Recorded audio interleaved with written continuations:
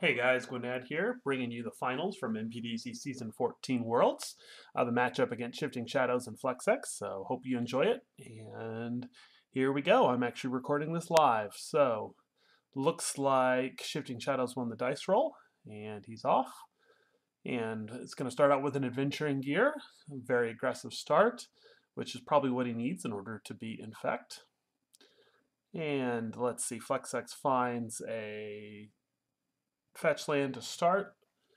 Go ahead and fetch an island here. Great start, makes sense. If he's got a preordain in hand, he's going to want to burn that early so that he can begin to assemble the pieces that he needs.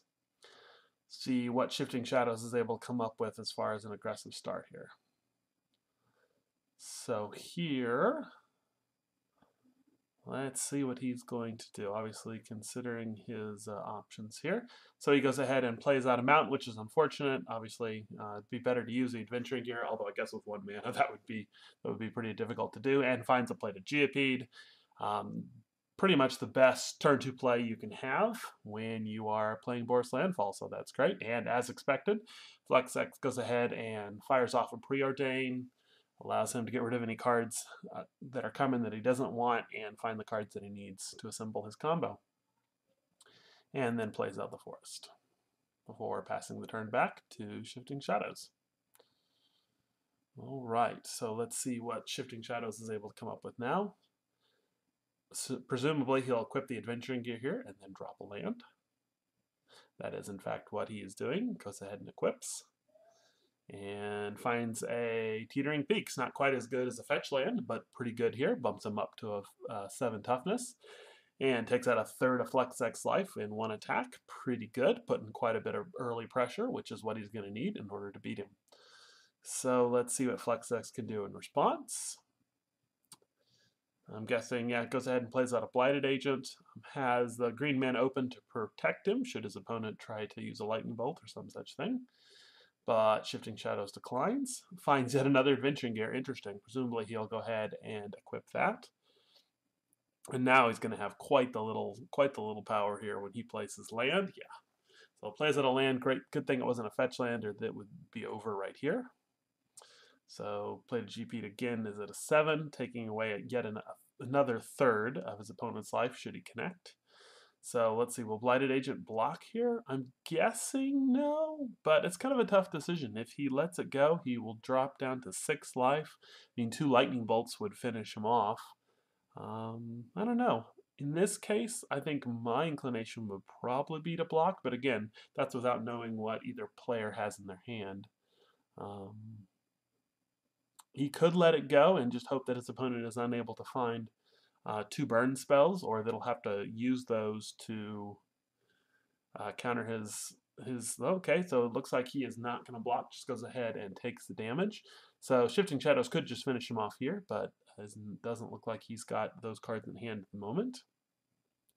So presumably here, he'll go ahead and swing in with Blighted Agent.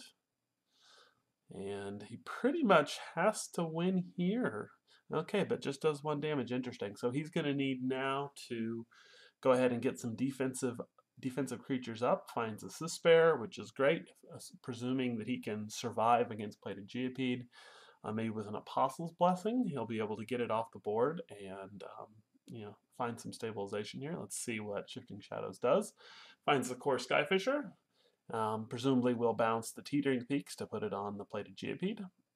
And that is in fact what he's going to do.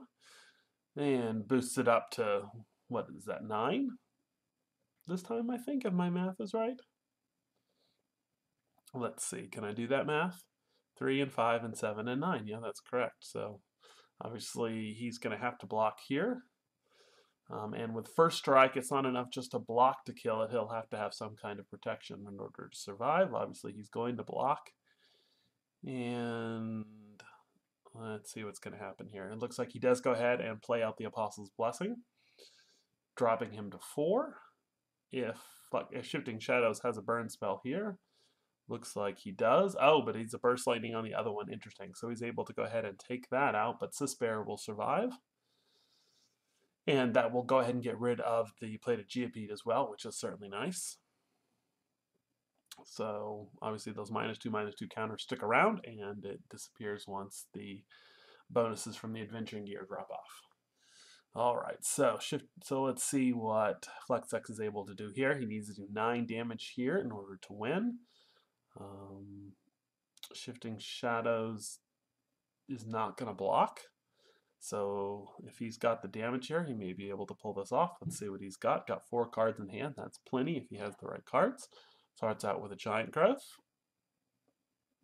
and a Kick Vines of Vastwood, which pretty much puts him to the necessary damage, and that's it. So, all right, we are on to game 2.